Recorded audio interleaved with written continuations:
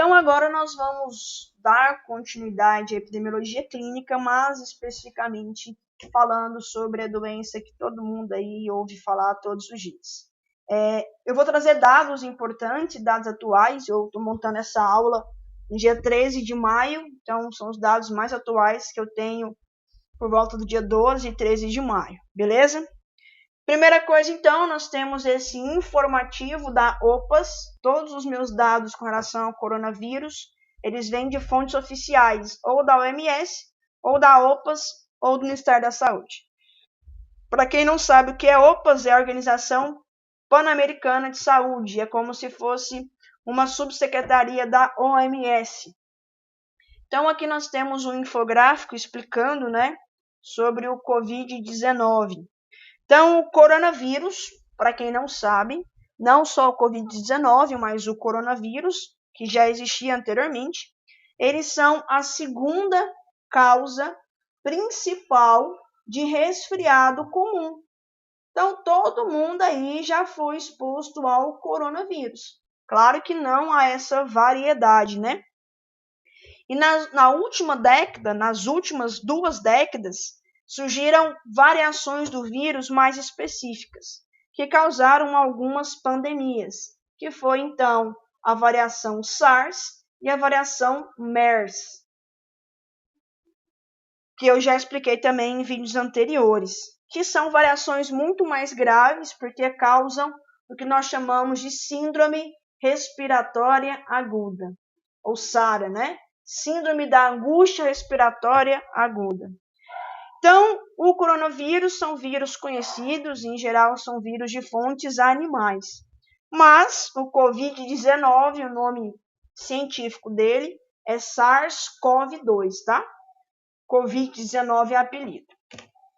Então, a pandemia foi decretada pela OMS, se eu não me engano, em janeiro, E a Organização Pan-Americana de Saúde, junto com o Ministério da Saúde, estabeleceu aqui no Brasil o Centro de Operações de Emergência em Saúde Pública, intensificando então as ações para o controle da proliferação do vírus. A OPAS, a Organização Pan-Americana de Saúde, tem apoiado diariamente as ações no Brasil, inclusive incentivando a criação desse Centro de Operações de Emergência do Ministério da Saúde.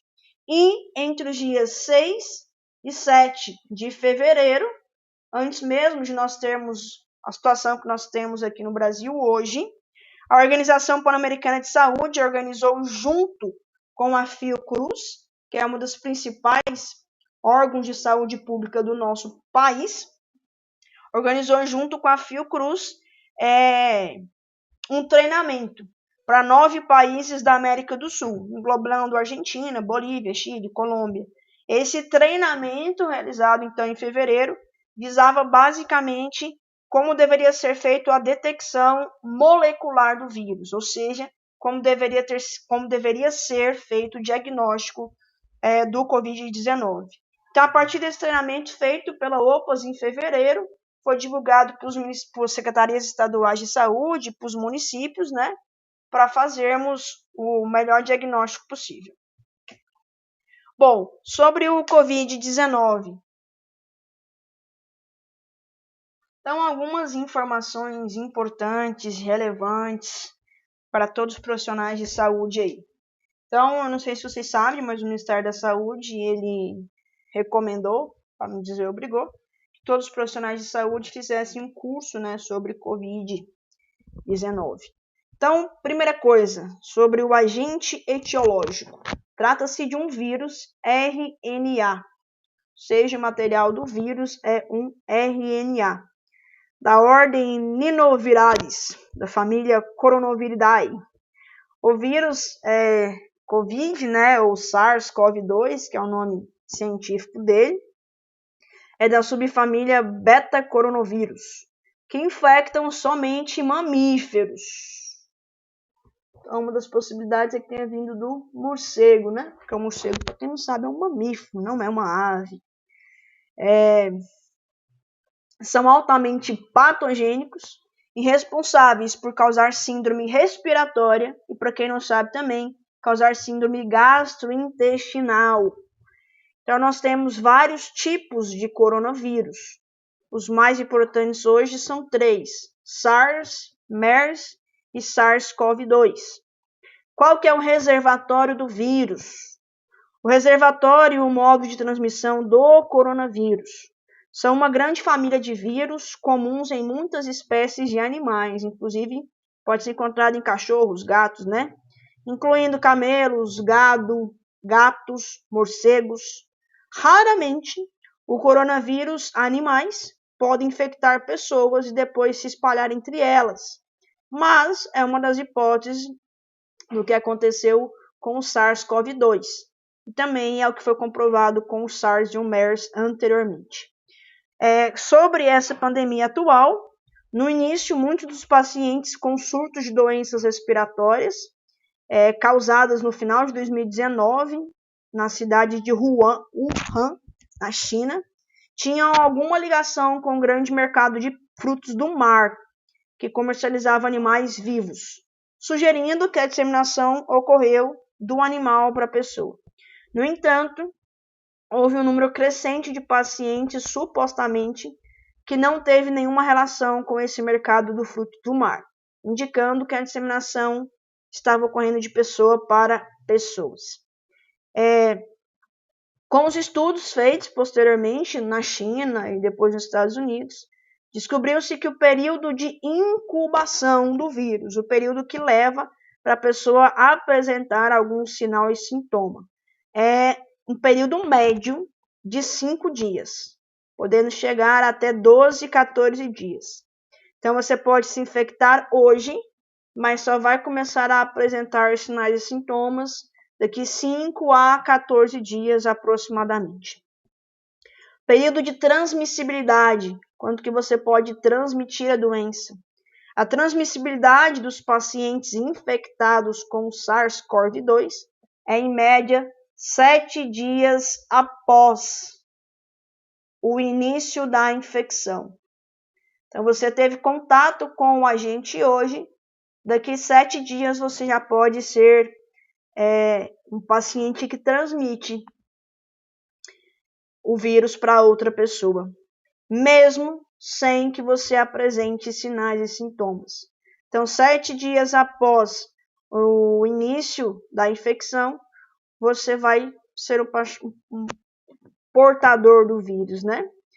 Então, ainda até o momento, não há informações suficientes que defina quantos dias anteriores ao início dos sinais e sintomas uma pessoa infectada passa a transmitir o vírus, assim como não há indícios de quantos dias após os sinais e sintomas a pessoa continua a ser transmissível.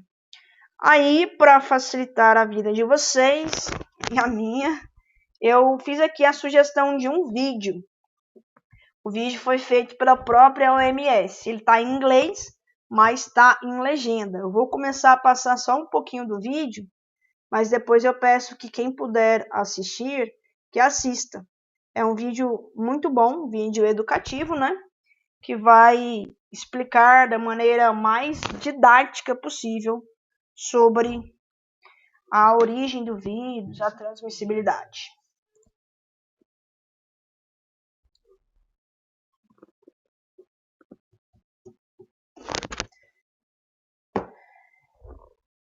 Então, quando a doença começou lá em 2019, entre novembro e dezembro de 2019, era um vírus desconhecido, né?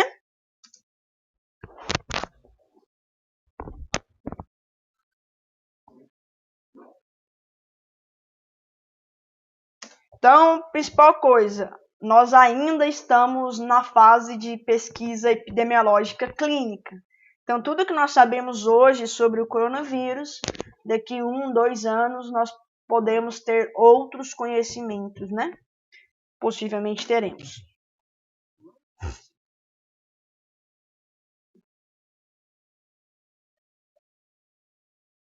Então, o coronavírus, ele é um vírus envelopado. A gente tem que lembrar lá de MIP, né? O que é um vírus envelopado? Ele possui parte da membrana plasmática envolvendo material genético. No caso, o material genético do COVID é o RNA. E essas proteínas aqui, spike, são as proteínas de superfície que vão gerar resposta imunológica, né? E essas proteínas podem sofrer mutação e é uma das dificuldades de criarmos uma vacina. Então, a vacina ela tem como principal objetivo combater essas proteínas de superfície. Porque combatendo as proteínas de superfície, nós vamos gerar anticorpos e esses anticorpos vão destruir o vírus pela defesa imunológica. Ops, fiz coisa errada. É isso.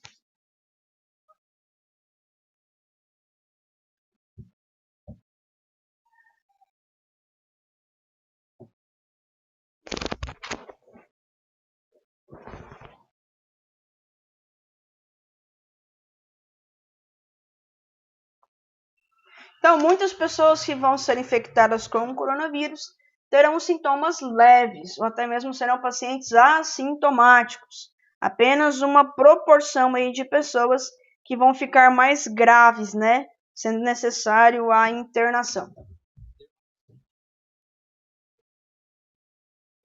Exatamente.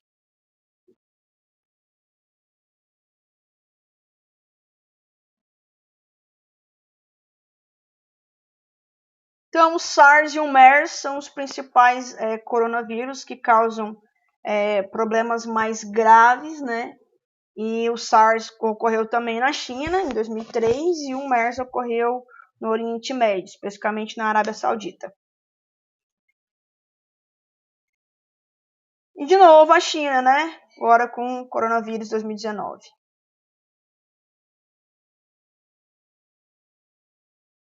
Então, a partir de estudos epidemiológicos feitos pelos médicos mesmo, né? Lá de Wuhan, observou um aumento de casos de pneumonia. E a pneumonia que não era relacionada ao H1N1, e a pneumonia que não era relacionada à bactéria, né? O que começou então a investigação epidemiológica, identificou que esse grupo de pessoas tinha em comum o mercado de frutos do mar.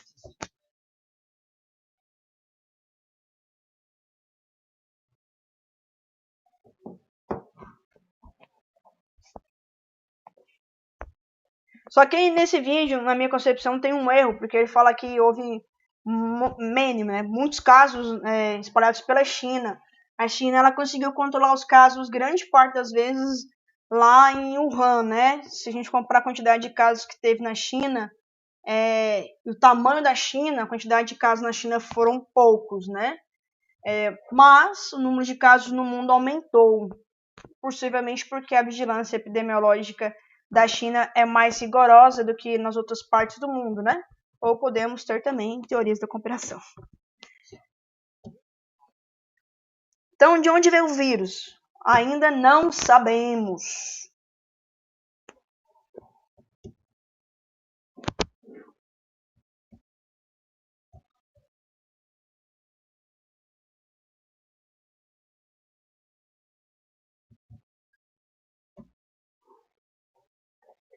Então,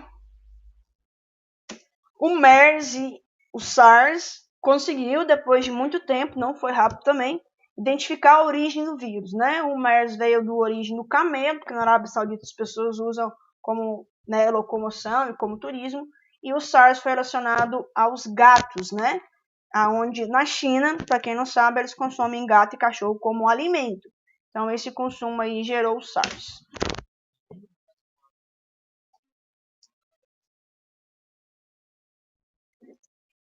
Só um comentário aqui, eu não sei se a gente vai descobrir tão cedo qual que é a fonte primária, né? Até brinquei esses dias com a turma e aqui na minha família, eu acho que a gente nunca descobrirá quem é e quem foi o paciente zero, aonde começou a doença.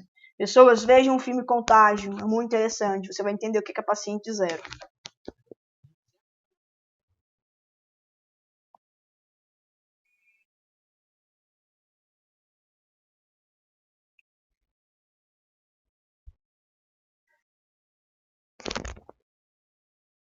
Então, isso aqui é o que nós mais sabemos, né? Que é a multitransmissão por gotículas e partículas contaminadas com essas gotículas, né? Mostrando a importância do uso da máscara. Claro que a máscara de tecido não é igual à máscara NR95, né? Mas diminui essa transmissibilidade.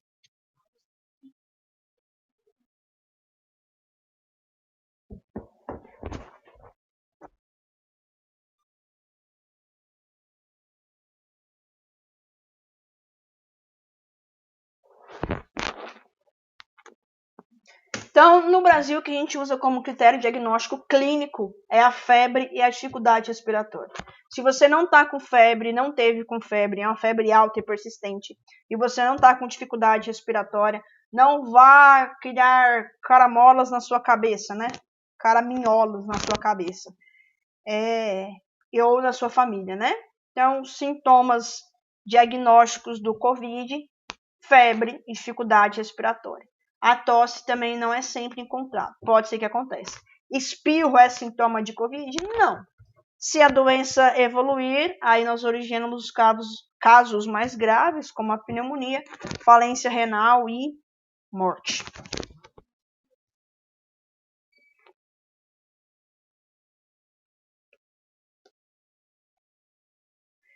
Então, o critério diagnóstico mundial é o teste chamado PCR-RT.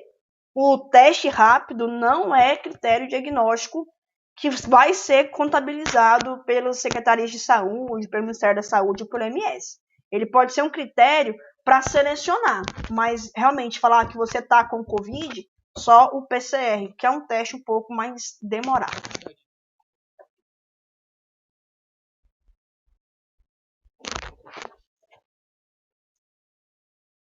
Então, o tratamento farmacológico não existe nenhum tratamento padronizado no mundo inteiro. Então, basicamente, o tratamento é para suporte à vida. Então, se o paciente está com insuficiência respiratória, a gente utiliza um respirador. Se o paciente está com febre, utiliza um antitérmico. Então, o tratamento ainda também é não específico.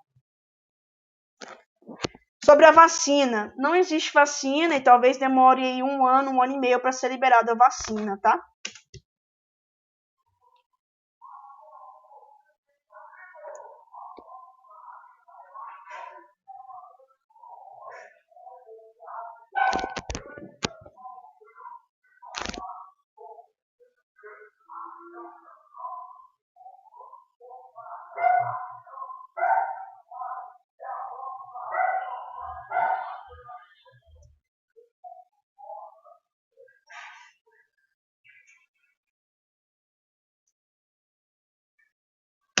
Comentário importante. Ele coloca aqui que a prevenção, né, que um dos fatores é que o vírus tem uma dispersão geográfica limitada. Por quê, né? Eu sou espirrar aqui, eu moro na região leste de Goiânia, o meu espirro não vai transmitir o vírus para uma pessoa lá na região sul de Goiânia, né?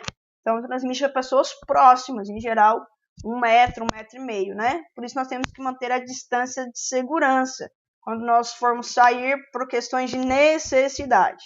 Quando for espirrar ou tossir, colocar o antebraço ou com papel, né, com lençol. Mas o ideal é tossir agora na região do antebraço e o uso de máscaras. A prevenção mais recomendada é a lavagem das mãos, então utilize isso como prática, não é uma vez por dia, é toda hora que você sair, levantar, for comer, sempre lavar as mãos, evitar colocar as mãos também na região da boca, nariz e olhos. Entre a lavagem das mãos e o uso do álcool gel, prefira pela lavagem das mãos. Ela tem um efeito muito maior do que o próprio álcool gel.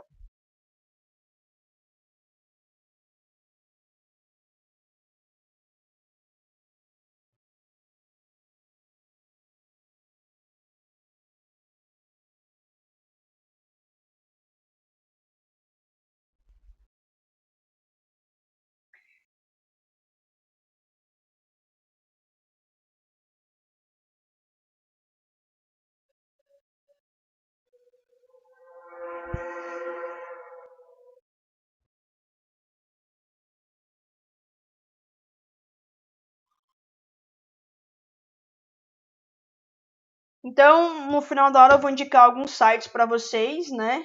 Que são sites oficiais, que a gente tem certeza dos dados, né? E que são dados confiáveis para a gente saber sobre Covid, ou SARS-CoV-2. Então, um dos sites confiáveis aqui que nós temos é o site da OPAS, Organização Pan-Americana da Saúde, e ela publica, rotineiramente, informações atualizadas. Então, por exemplo, essa que eu tenho aqui é uma informação de 11 de maio de 2020, onde ele coloca que a OMS declarou dia 30 de janeiro de 2020 o surto, como uma pandemia. Em 11 de março foi caracterizada pela OMS como pandemia e foram confirmados no mundo, até a data da reportagem, 4 milhões de casos. 4 milhões de casos, são 2 Goiânias. Sendo que desses 4 milhões, 88 mil, quase 89 mil, eram novos casos em relação ao dia anterior. E tinha até o momento quase 300 mil mortes de caso, até 11 de maio de 2020. Outro site confiável que nós podemos acessar são os boletins epidemiológicos. Então, esse boletim epidemiológico feito pelo Ministério da Saúde, na Secretaria de Vigilância em Saúde. Dentro da Secretaria de Vigilância em Saúde, nós temos a Secretaria de Vigilância Epidemiológica. Nesse boletim, nós temos falando sobre a história natural da doença, que até o momento não é bem definida, não é bem estabelecida, e medidas eficazes para o manejo clínico dos casos de infecção humana pelo SARS-CoV-2. Claro que ainda resta muita coisa para nós sabermos sobre esse vírus, E o vírus, o que nós sabemos hoje é que ele é altamente transmissível. Em 80% dos casos, causa sintomas leves. Então, não é assim, tão perigoso. 80% dos casos é casos leves. E apenas de 5 a 10% dos casos são casos graves, que vão necessitar de internação. Essa internação, em geral, a normalidade seria de pessoas idosas com comorbidades. E pode gerar insuficiência respiratória, insuficiência renal, etc. A sua letalidade varia muito, principalmente conforme a faixa etária e condições clínicas associadas ao paciente, Se o paciente tem outras comorbidades ou não. Então, esse aqui é um link, vocês podem clicar nesse boletim epidemiológico e vão ter acesso a esses dados. Bom, com relação aos sinais e sintomas do COVID, Então, sinal e sintoma principal, febre e dificuldade respiratória. Então, nós temos aqui 3 situações. Primeira situação, febre e sintoma respiratório de pessoas que haviam viajado nos últimos 15 dias. Esse paciente, então, ele vai ser investigado como caso suspeito. Como caso suspeito, vai ser coletado a amostra na região da da nasofaringe, e vai ser pesquisado, então, além do COVID, outros vírus, como H1N1. Dando positivo, quer dizer que o paciente é confirmado como paciente com COVID-19, o SARS-CoV-2, Se o paciente teve febre ou sintoma respiratório, teve contato com pessoas que haviam viajado ou contato com pessoas confirmadas ou suspeitas, tem que ser feito, então, o diagnóstico. Se for caso suspeito, coleta-se a amostra, Para diferenciar se é por COVID ou se é por outro tipo de vírus respiratório, como H1N1. E a situação 3, contato domiciliar com caso confirmado nos últimos 14 dias, febre ou sintoma respiratório. Então, por exemplo, se eu tive contato domiciliar com um caso confirmado, eu só vou fazer o teste mesmo se eu tiver os sinais e sintomas. Eu não vou ficar gastando o teste à toa, Então, é importante observar outros sinais e sintomas, como dores, dor de cabeça, calafrio, etc, etc, etc. E o exame, o teste diagnóstico, RT-PCR.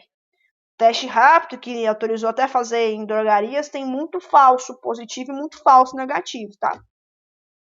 E o Ministério da Saúde publicou o protocolo de manejo clínico para o novo coronavírus. Publicou esse ano, claro, Só que desde 2005, o Sistema Único de Saúde ele está aprimorando suas capacidades de responder às emergências por síndromes respiratórias, dispondo de planos, protocolos, procedimentos e guias para identificação, monitorando a resposta às emergências de saúde pública. E nesse sentido, na aula de doenças transmissíveis, eu inclusive mostrei o protocolo de manejo clínico para doenças respiratórias, né? Então, houve a adaptação desse protocolo para o novo coronavírus.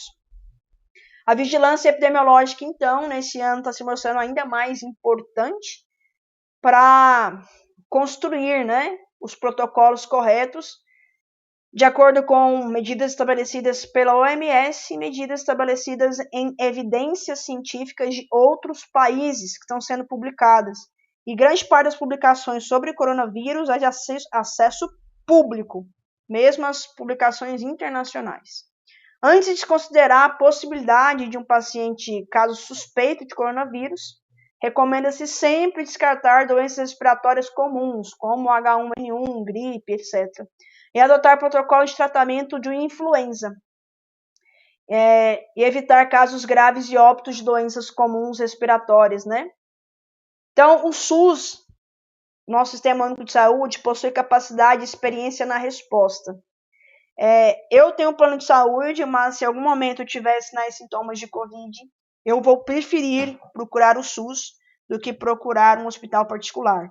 Porque o SUS ele está muito mais treinado e planejado do que os outros hospitais. Então, por exemplo, é uma crítica, tá? O seu Valdemar, que teve lá o coronavírus, ele ficou 35 dias, se eu não me engano, internado. Mas para quem não sabe, ele ficou internado na Clínica do Esporte. Pessoas, a Clínica do Esporte é um hospital especializado em quê? Em ortopedia. Então, eu já fui na Clínica do Esporte quando eu machuquei meu pé. Porque era um processo ortopédico, né? Agora, um processo respiratório, ele deveria procurar um hospital especializado em processos respiratórios. Então, hoje, aqui na minha família, a gente tem uma grande discussão. A esposa do meu primo trabalha no hospital neurológico e ela fala que a doença está tranquila, porque o neurológico separou uma área inteira para atender pacientes com coronavírus, mas até hoje não tem ninguém nessa ala. Claro, né? Porque o hospital é neurológico.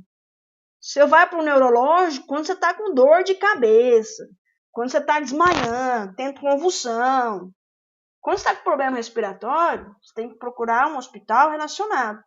Então, hoje, começou a ter sinais e sintomas de Covid, febre, falta de ar, você procure uma unidade básica de saúde, um CAIS. E esse CAIS vai, então, se você for um paciente suspeito, ele vai te encaminhar para o nosso principal hospital hoje, que trata coronavírus, que é o hospital de campanha, o HCamp. A mesma coisa acontece com dengue. Então, dengue, o melhor sistema que vai acompanhar esse paciente não é o particular, é o SUS. Então, eu estava até conversando com um aluno meu da biologia, que talvez o fato de o seu Valdemar ter ficado tanto tempo no hospital é porque ele procurou um hospital que não é especializado nisso. Então, o hospital não soube lidar com a melhor terapia, ok? Então, teve caso suspeito aí de coronavírus, mesmo que você tenha plano de saúde, nosso Sistema Único de Saúde está muito mais preparado para lidar com essas situações, porque os profissionais estão em constante treinamento. Para terminar a minha fala sobre o Covid, qual que é o principal tratamento em termos de população? O principal tratamento em termos de população é o isolamento. Eu sei que é chato ficar em casa.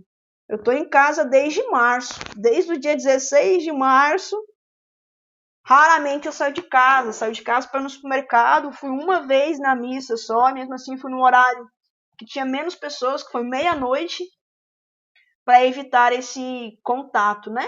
A minha família, eu moro num lote, onde mora minha mãe, minha irmã e meu irmão, e mesmo assim a gente evita o máximo possível o aglomeramento. Abraço é tipo assim, uma vez por semana. Então, o isolamento é o principal tratamento para nós conseguirmos controlar a doença. Hoje é dia, estou gravando essa aula, dia 13 de maio, dia de Nossa Senhora de Fátima, para quem for católico. E no dia 13 de maio o governador vai lançar um novo decreto, né? Porque o isolamento social em Goiás caiu. Isso tende a aumentar os casos nos próximos dias. Então, estudos matemáticos foram feitos e comprovou a seguinte curva. Se nós não tomássemos medidas nenhumas, não ficássemos em isolamento, não higienizássemos as mãos com maior frequência, sem medida nenhuma, nós teríamos um pico da doença muito grande.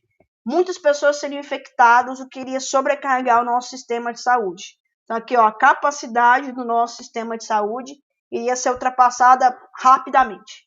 Nós teríamos que escolher quem vive e quem morre. Nós teríamos a situação de Manaus, né? O sistema de saúde foi sobrecarregado, também o sistema funerário. Então, a partir das medidas não farmacológicas, medidas de isolamento, higienização, as medidas de lavagem de mãos, uso do álcool gel, máscara, etc., nós vamos chegar, sim, nós estamos subindo a curva ainda, então não espere uma redução ainda. Nós vamos ter durante o mês de maio tudinho uma subida. Lá para o mês de junho, nós vamos começar a cair os casos. Nós continuaremos a ter casos de coronavírus ainda durante todo o ano de 2020, mas claro, níveis menores, beleza? E essa curva, para ficar mais chata, depende do isolamento social. Nesse sentido, eu trouxe um dado aqui, disponibilizado lá pelo Ministério da Saúde, né, sobre o isolamento social.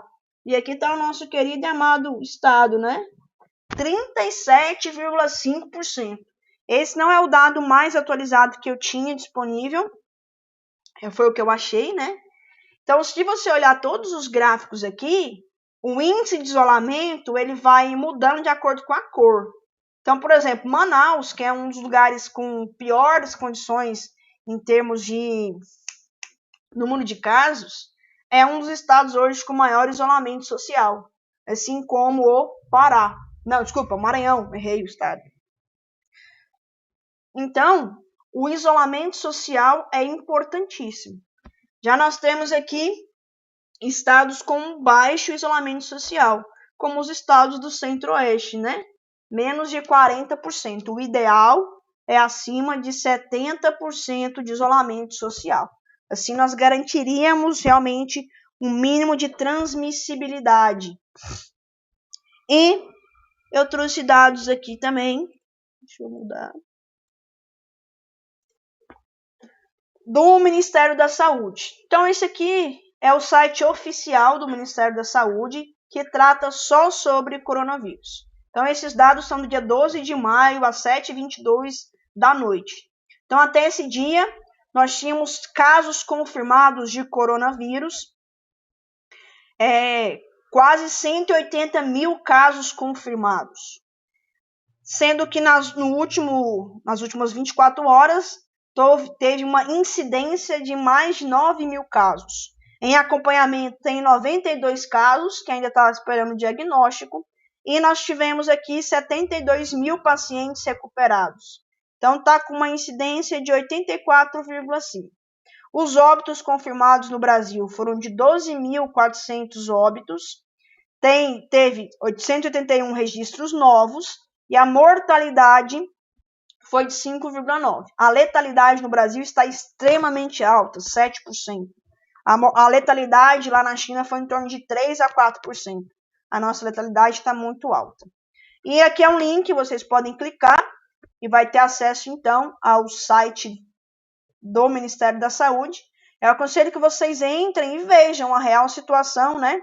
Não só a situação que a mídia divulga.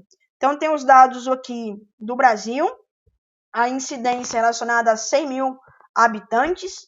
Então, quer dizer que a cada 100 mil pessoas, ou aproximadamente 84, estão sendo infectadas, né?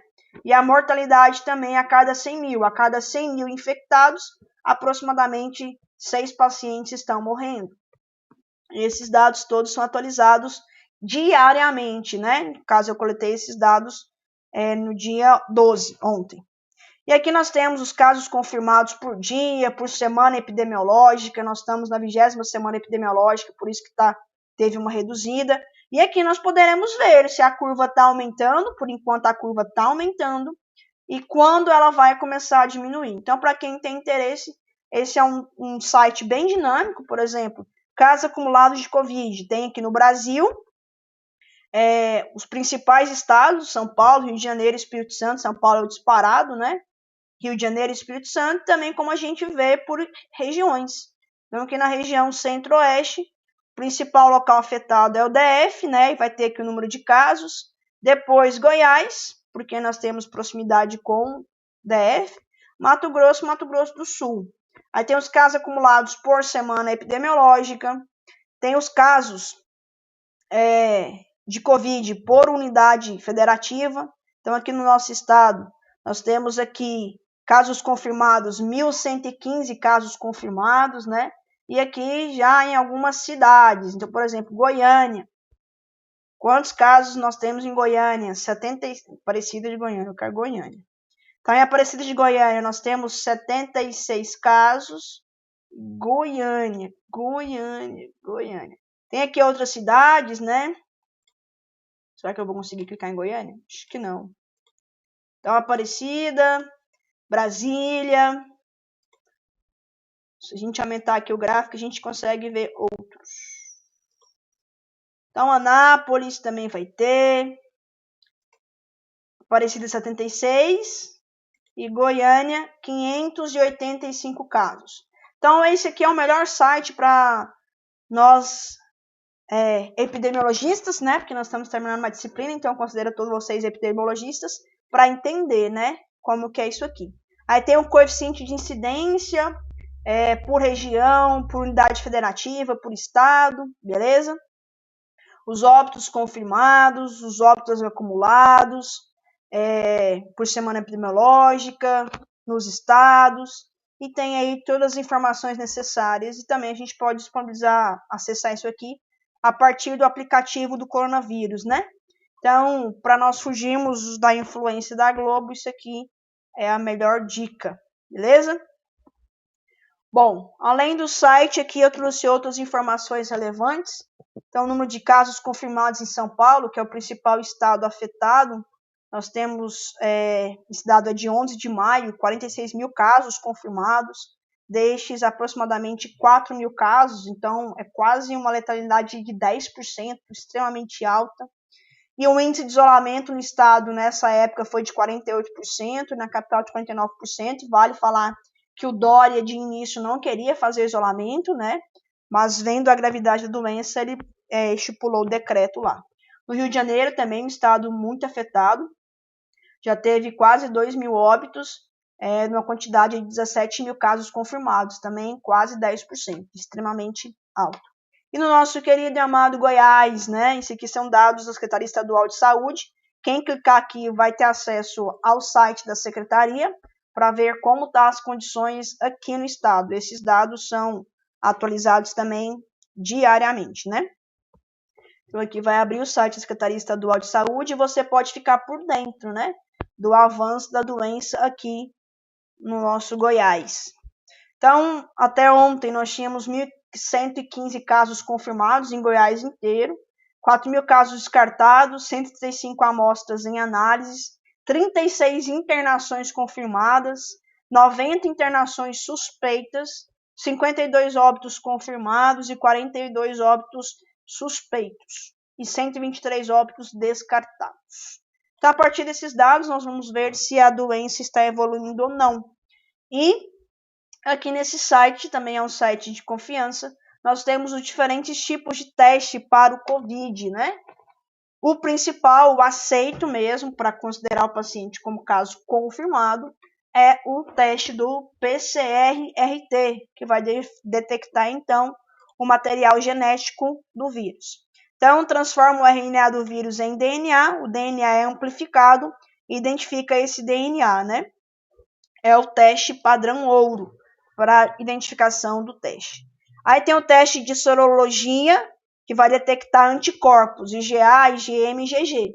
Só que já existem estudos aí mostrando que mais ou menos 30 a 40% dos pacientes infectados pelo coronavírus não desenvolvem anticorpos, né? Então, esse paciente pode ser IgM negativo e ter se infectado.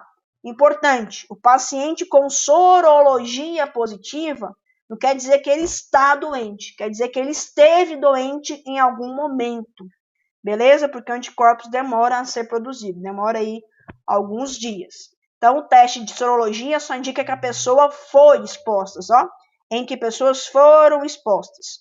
Nesse caso, o exame é realizado com amostra de sangue, né? E outro tipo de teste são os testes rápidos. O governo federal autorizou esses testes rápidos em farmácias, né? Então, estão disponíveis no mercado testes rápidos que verificam o antígeno, que seriam as proteínas, aquelas proteínas spikes, e também que detectam os anticorpos. Só que os testes rápidos possuem uma baixa sensibilidade, né?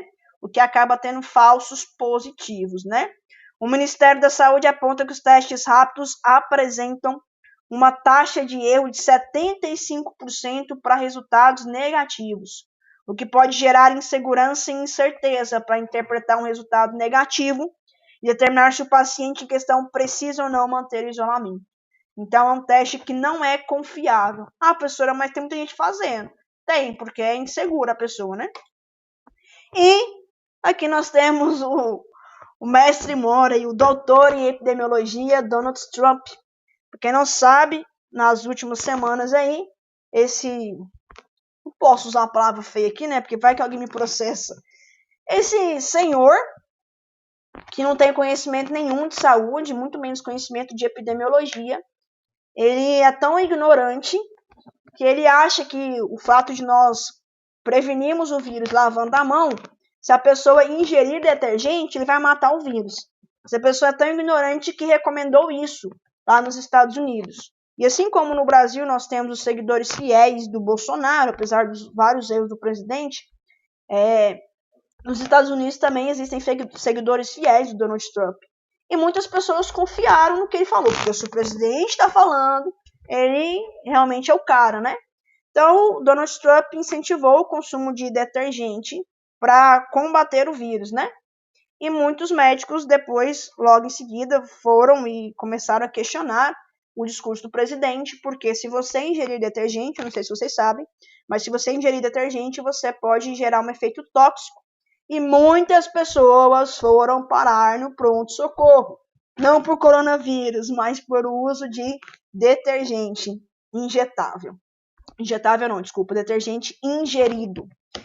Então, Trump fala em injeção de desinfetante contra o coronavírus, que também seria algo ilógico, você injetar desinfetante, injetar, por exemplo, água sanitária dentro de você mesmo, né?